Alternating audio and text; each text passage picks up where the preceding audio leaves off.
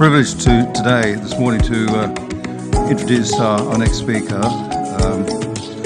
He's an old friend of Pedro's, and we've known for many years in various capacities. I refer to His Excellency Gwede Mantashe, Minister of Minerals and Petroleum Resources.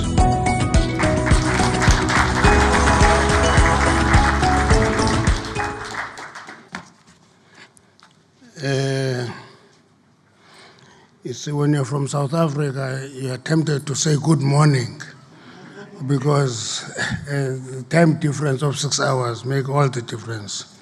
Program Director Bill, you are a great friend of our country, and we realize that and we recognize it. Organizers of the Africa Down Under, ministers present here, captains of the industries, distinguished guests, ladies and gentlemen, I think it's an honor and a privilege for me to speak on behalf of South Africa and South African mining industry at this conference. I'm speaking for the country, I'm speaking for the sector as well. But when the sector says this is what I must do, I tell them that the sector doesn't depend on a minister, it depends on the sector itself to do certain things. If it doesn't do things, it collapses.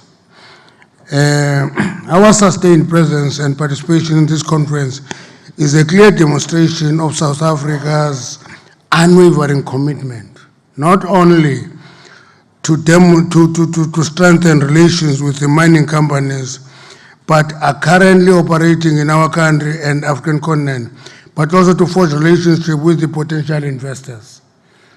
Today I'm going to outline what we have, what do we offer, so that investors, if they want to go to South Africa, they must know what is it that they were offering. In our quest for evidence-based state of South African mining industry, we have commissioned a study on the state of the mining industry in South Africa, because everybody will say anything out of the blue and shoot from the hip, attack the mining industry. So we commissioned a study, and this study was actually led by Mintech, collaborating with the Mineral Council of South Africa, Mapungubu Institute of Research, and researchers from reputable institution of higher education. While the study is work in progress, I can disclose it considers several key factors. One including, but not limited to, contribution of mining to the economy, performance and trends of each commodity in terms of production, exploration, exports, sales, employment, and prices. Coupled with this study is the development of South Africa's critical minerals strategy. I've listened to many presenters this morning. All of them were talking about critical minerals. I will refer to that a little bit. That helps us to develop a blueprint for the country on critical minerals, because it's well and good to think that critical minerals depend on everybody else. I was listening here this morning. I heard that all critical minerals are developed in the continent, but all of them, without exception, end up in China or in Europe or in the US without saying what are we going to do in the continent. And I think that is a debate that we should have as a continent. Whereas there is no universal consensus on the definition and categorization of critical minerals, I can divulge that to be fit for purpose, the strategy ranks the critical minerals in various methodology, such as supply risk, employment indicator, domestic and export sales indicators, and substitutability indicator, among others. Whether this mineral can be substituted or not, those are taken into account in developing critical minerals. There is a very strong case emerging out of these studies that the South African mining industry remains attractive investment destination. So investors follow closely. We are convinced that at the conclusion of this work, we'll have evidence-based answers on how to address challenges facing the sector and consequently demystify skepticism about South Africa's mining industry, which we describe as a sunrise industry. It's not a sunset industry. It's a sunrise industry. It has a future. I will get into what led to this perception of a sunset industry. Is that for many years South Africa was actually a gold mining destination. After 140 years of gold mining, gold is in decline. We accept that readily ourselves because it is now deep, it is dangerous, it is hot, it is dirty. And as a lot of that, it is declining at an accelerated pace. In 2023, we produced 96 tons of gold, which locates us to be number 13 in the world and number 4 in the continent. That is in terms of gold mining. But South Africa is the world's largest producer of PGMs, platinum group metals. We're the largest by far. We're accounting for 73% of PGMs, and 38% of palladium, 81% of rhodium. That is what we're responsible for.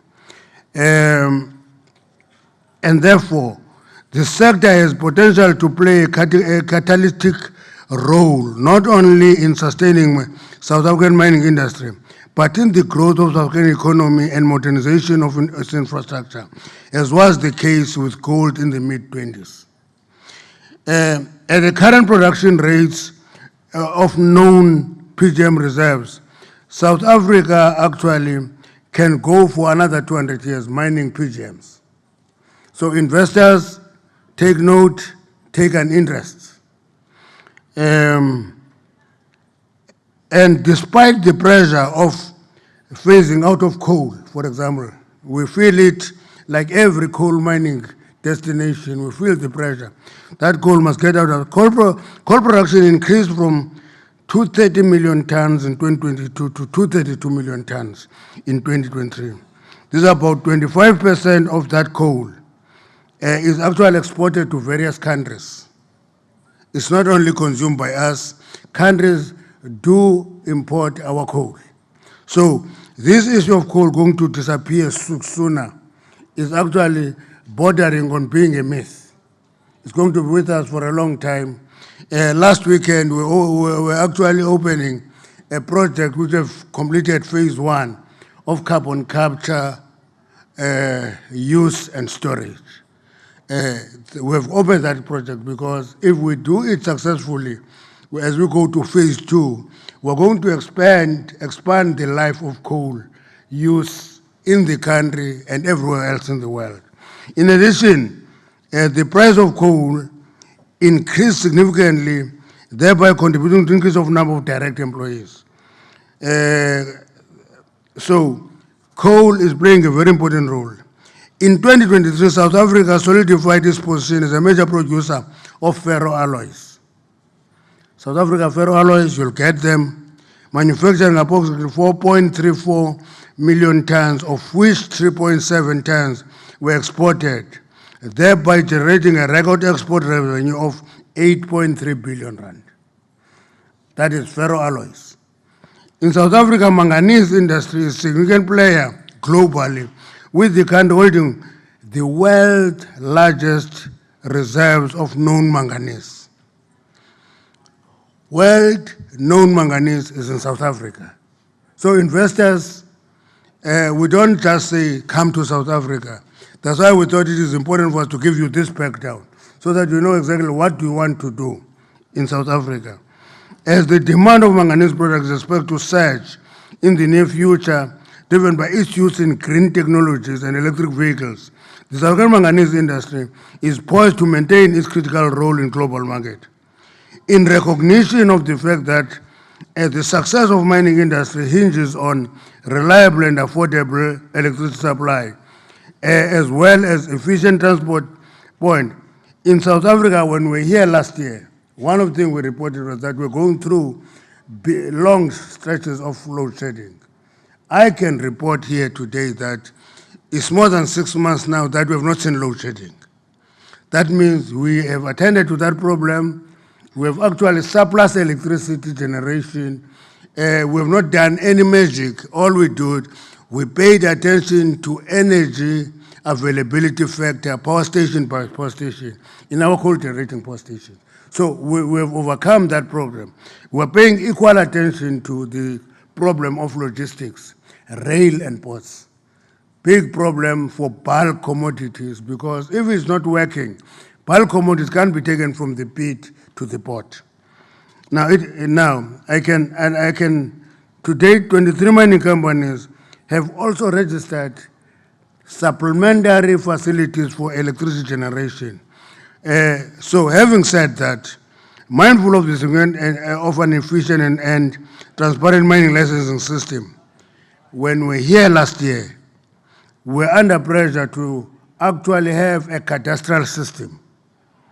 Okay, we're having a cadastral system now. It is being customized. It is going to be rolled out. We've given ourselves 12 months to finish the rollout, and that 12 months end in June 2025. So we're not dreaming about it. It is there. It is being customized. It's going to be rolled out. It's going to be effectively working by June next year. The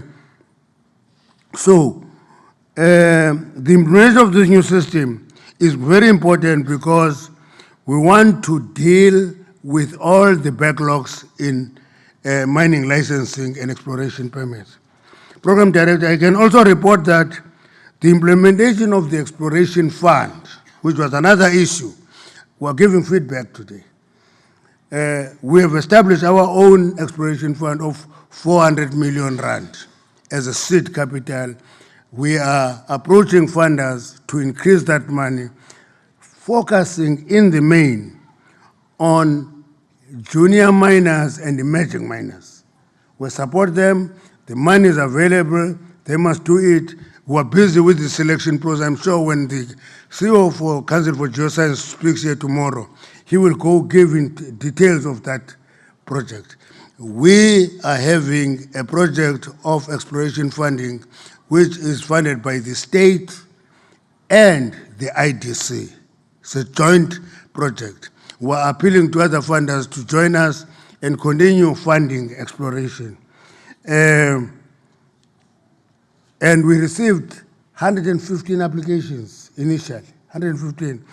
That is one of the final stages of selecting those that are qualifying. We don't want to give it, we don't want to be reckless about it, just distribute the money.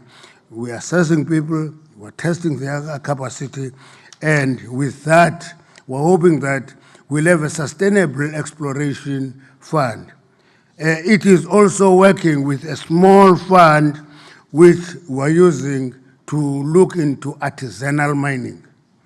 That is, those small miners who use chisel and hammer to mine.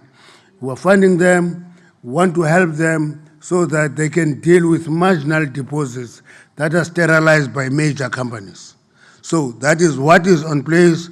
Let me conclude, Program Director, to take the opportunity to thank the Executive Chairman of A2A, Bill Repart. Bill, thank you very much for inviting us here.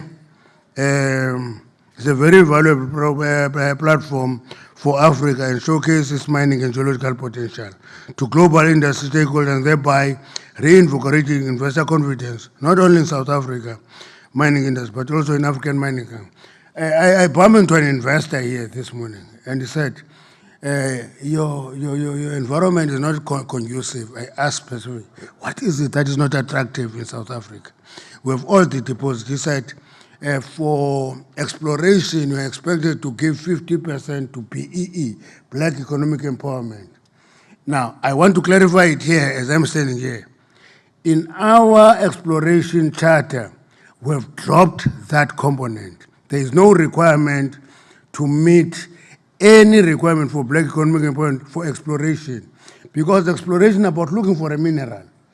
You are not generating any value. You are looking for quantity and quality of the mineral, and therefore there is no requirement that you invest X percentage to BEE companies.